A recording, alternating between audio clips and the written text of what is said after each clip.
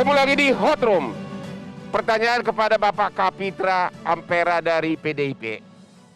Sinarnya Pak Ganjar membuat silau begitu banyak partai.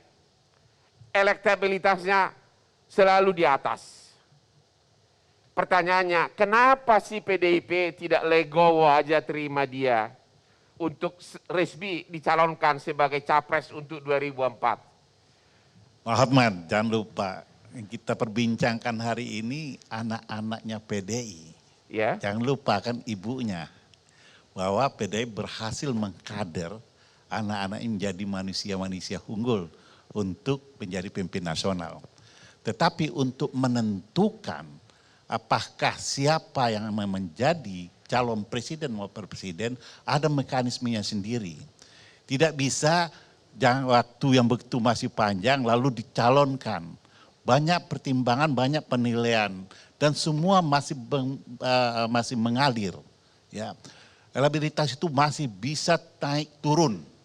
Kita belajar aja kemarin Pilpres, mayoritas lembaga survei mengunggulkan Prabowo. Ternyata kenyataannya ada pada kader PDIP yang menangkan. Jadi ini masih bergulir yang akan dinilai oleh ketua umum. Ketika menguatnya aspirasi masyarakat, menguatnya performance seseorang, pasti ketua umum menentukan yang terbaik. Partai PDIP punya mekanisme, punya seleksi yang ketat. PDIP kalau mencalonkan seseorang harus jadi. Untuk itulah tidak ingin buru-buru, ingin melihat dulu perkembangan politik, melihat dulu instrumen politik yang ada, juga melihat perkembangan animo politik. Jadi banyak sekali variabel-variabel yang harus terpenuhi. Jangan gara-gara statement, gara-gara survei awal, lalu sudah menjustifikasi bahwa inilah orang yang pantas. Itu keliru. Atau memang ini sengaja diumpatin dulu, disembunyikan dulu. Oh tidak demikian, di partai itu dia melihat utuh. Kalau kita melihat hari ini sepotong-sepotong, PDIP nggak mau ada calonnya gagal dalam konstelasi pemimpin nasional. Untuk itu kehati-hatian menilai seseorang diperlukan waktu dan perkembangan politik. Tolong jawab singkat Pak, kalau harus memilih capres, Prabowo, Ganjar atau Puan? Saya akan pilih Kapitra Ampera. Dan Hotman Paris. Bersama Hotman Paris. Oke.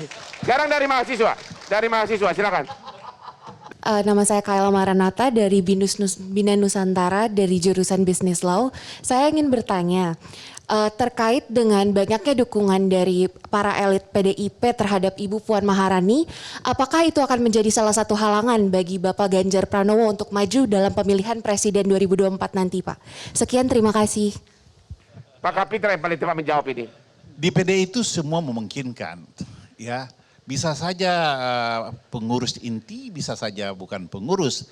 Tetapi bagi PDIP, kader yang bisa jadi pemenang dalam suatu konstelasi, dalam suatu pertarungan politik. Jadi tidak rigid, tidak kaku. Dan itu sudah 2 periode dibuktikan hal demikian. Jadi tidak ada sekarang, belum ada keputusan yang mengatakan si A atau si B yang menjadi calon tetap dari PDIP. Oke, Pak Jadi Cipta, masih berkembang. gimana jawabannya? Kalau terlalu banyak dukungan kepada Pak Ganjar, apakah itu halangan bagi Ibu Puan? Pada saat ini belum tentu. Saya kira Ibu Mega ini politisi yang kaya dengan pengalaman, Ya. masih dipantau terus. Ya. Beliau pasti masih menginginkan Puan sebagai capresnya nanti. Tetapi andai kata dalam perjalanan waktu ini Ganjar terus meningkat dan sebaliknya Puan menurun dan waktu nggak bisa tunggu lebih lama lagi Bang Hotman. Di situ menurut saya Ibu akan ketokkan palunya. Oke, kita berikan kepada Ganjar. Pak Saan gimana? Masing-masing partai pasti punya mekanisme internal lah. Kalau jawabannya tadi, atas pertanyaan tadi. Ya kan gini, ini kan masih ada waktu yang namanya survei. Saya termasuk juga walaupun bukan peneliti, tapi kan sering melakukan banyak survei. Yang namanya survei itu kan dinamis. Dia juga fluktuatif kan. Jadi dalam sebuah perjalanan ada hal-hal yang mungkin suatu ketika nggak pernah terbayangkan terjadi misalnya. Itu banyak juga kejadian ketika dia elektabilitas kepala daerah tinggi, tiba-tiba ada kejadian luar biasa, dia langsung tren turun drastis. Itu hal yang biasa. Atau memang Tapi PDIP sengaja menyandera Ganjar kan?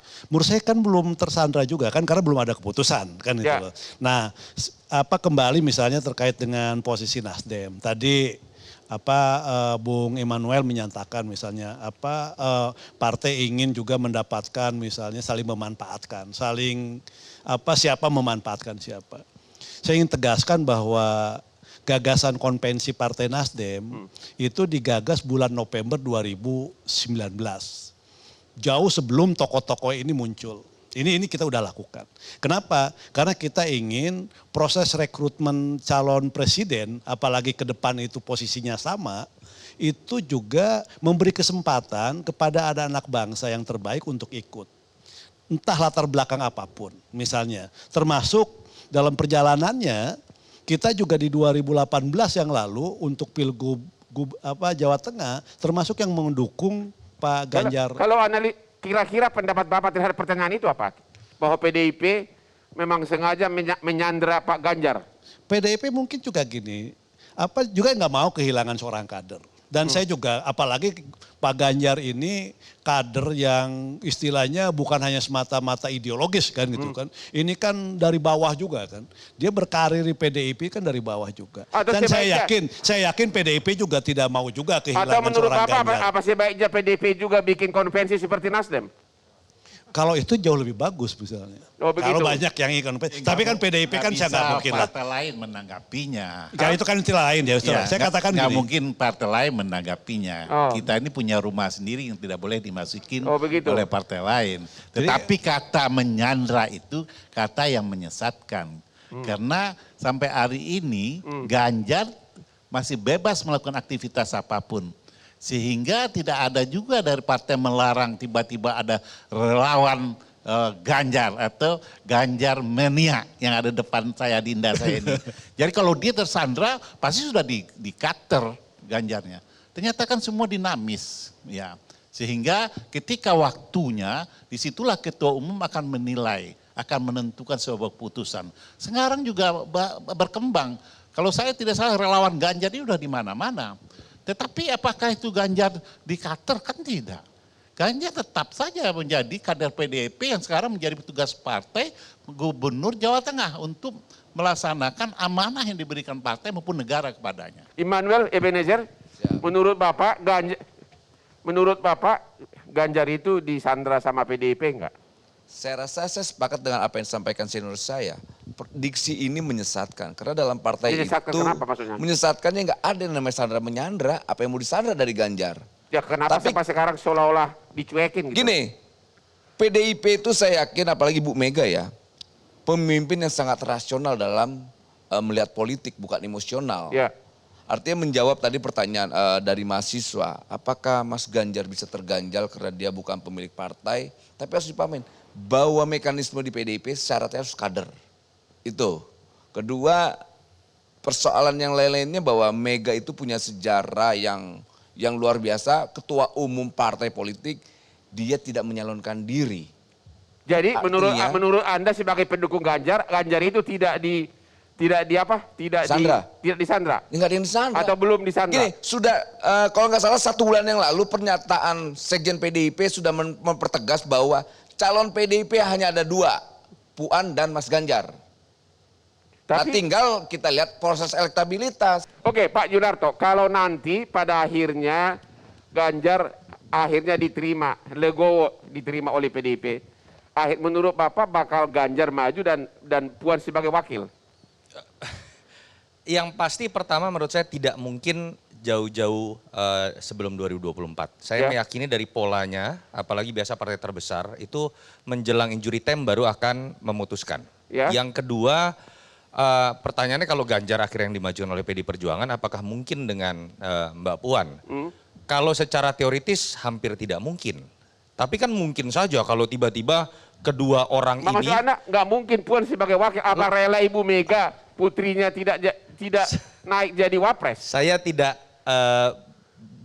berani menjadi seorang pembaca isi hati Ibu Mega ya. Ibu Mega sendiri bahkan sudah membuktikan dia lebih baik tidak maju ketika 2014 dan akhirnya terbukti berbuah pada 2 kali PD Perjuangan pertama kalinya menjadi partai pemenang karena secara rasional memajukan tokoh yang saat itu memang lebih dikendaki oleh publik namanya Jokowi.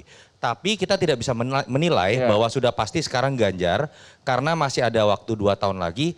Tapi yang ingin saya katakan adalah jangan kerdilkan sosok Ibu Mega sebagai negarawan dengan mengatakan seakan-akan harus anaknya dan sudah pasti dia hanya akan memenuhi ambisi pribadinya karena 2014 Ibu Mega sudah menunjukkan dirinya lebih dari itu. Oke, kita kembali setelah jeda berikut ini. Jangan kemana-mana.